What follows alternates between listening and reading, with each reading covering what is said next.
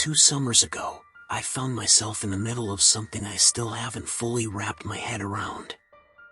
I kept it to myself for a while, not because I was scared or ashamed, but because I didn't want to risk doxing Amanda or her family. We've been broken up for over a year now, so I think it's safe to talk about it. That summer, Amanda, my girlfriend at the time, was working as a camp counselor. The camp was about 25 minutes from her place, a quiet, wealthy suburb where most lawns looked like they'd been manicured with surgical tools. Amanda loved the job, even though I never understood why.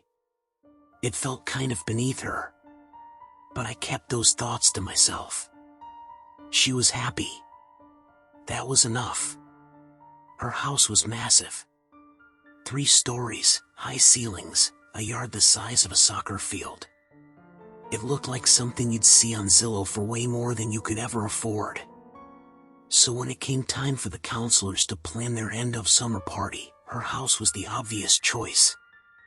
It wasn't her first time hosting a camp party, but it was my first time attending one. Her parents were out of town for the weekend, as usual. I'm not trying to air out their personal business, but their family dynamic was strange. The kind of strange where no one really talked, they just exchanged favors, like coworkers who hated each other but had to get through one more project. The dad was chill, though. I actually liked him. Still do. Anyway, the party was wild. Loud music, drinks everywhere, people dancing, laughing, some inside, some outside. It was a good time, at least for a while. But then there was this guy, Pete. You know the type. Loud, cocky, doesn't know the meaning of personal space. He was flirting with Amanda right in front of me. Not subtly, either. It wasn't small talk. It was full-throttle charm, and Amanda wasn't exactly shutting it down. I didn't want to make a scene.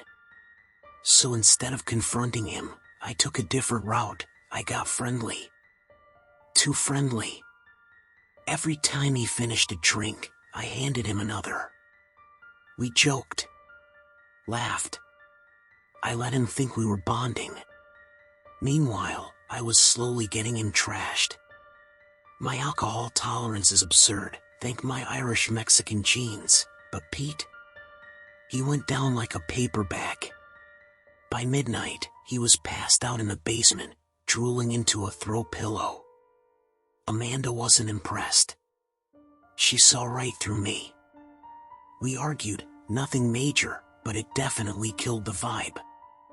I went outside to cool off, stood in the driveway alone, just letting the breeze cut through the leftover noise inside. That's when I saw him. At the edge of the property, under the yellow hue of a street lamp, stood a man. Completely still. Watching.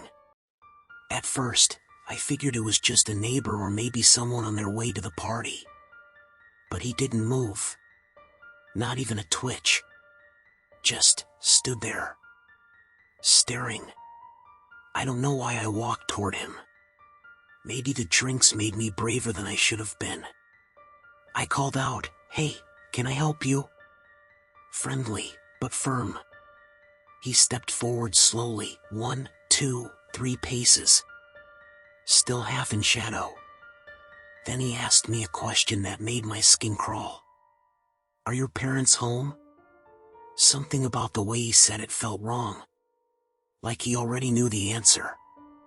Before I could even form a reply, he asked again, but this time, he named Amanda's parents. That's when every hair on my neck stood up. I lied. Said, "Yeah, they're inside." Tried to sound confident. Like I belonged there. He just nodded and said, "Okay," then turned and walked away. Not to a car. Not to another house. Just down the street. Into the dark. I watched until he vanished. I didn't chase him. Didn't even move for a minute. Something about that moment stuck in my chest like a splinter. I went back inside and ended up in the basement again, trying to distract myself with ping pong and dull conversation. Most of the crowd was upstairs by then. It was quieter down there.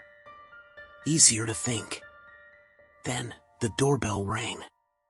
It took a second for me to process what was wrong. The front door has a bell.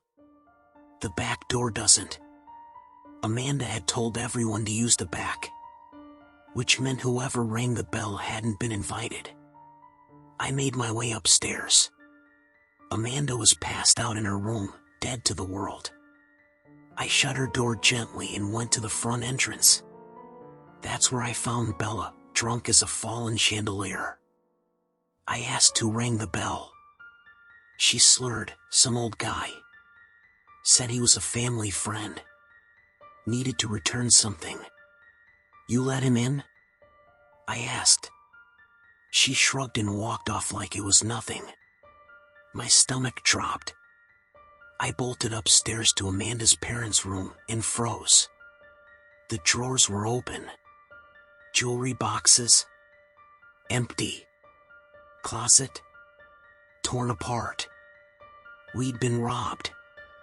But I wasn't alone. In the mirror mounted on the back of the bedroom door, I saw it, just a flicker of motion. Someone ducking. I spun around, too slow. He tackled me from behind, drove the air out of my lungs as we crashed to the floor. I couldn't breathe. Couldn't move. He clawed at my shirt like he was trying to tear it off, or grab something underneath it. Pure panic gave me the strength to shove him off. He scrambled to his feet, bolted across the room, and dived through the open window. I ran to it just in time to see him drop to the roof and vanish into the yard. Gone. I didn't chase him. I just stood there, shaking. My shirt torn, my chest burning. I went back downstairs and did the only thing I could think of. I called the cops and asked them to help clear the house. Most of them knew Amanda's family. They didn't arrest anyone. Just cleared the party, quietly. I slapped Pete awake. Told him to go home. He puked on the front lawn before calling an Uber. The next morning, Amanda called her parents. They were furious. She didn't care. She never did. No police report. No security footage. No consequences. Looking back, that night told me more about Amanda than I wanted to believe. Her indifference. Her carelessness. The way she brushed off something that should have been traumatic. And the man, who knew her parents' names, knew they weren't home, and knew exactly what to take. Somehow, he knew.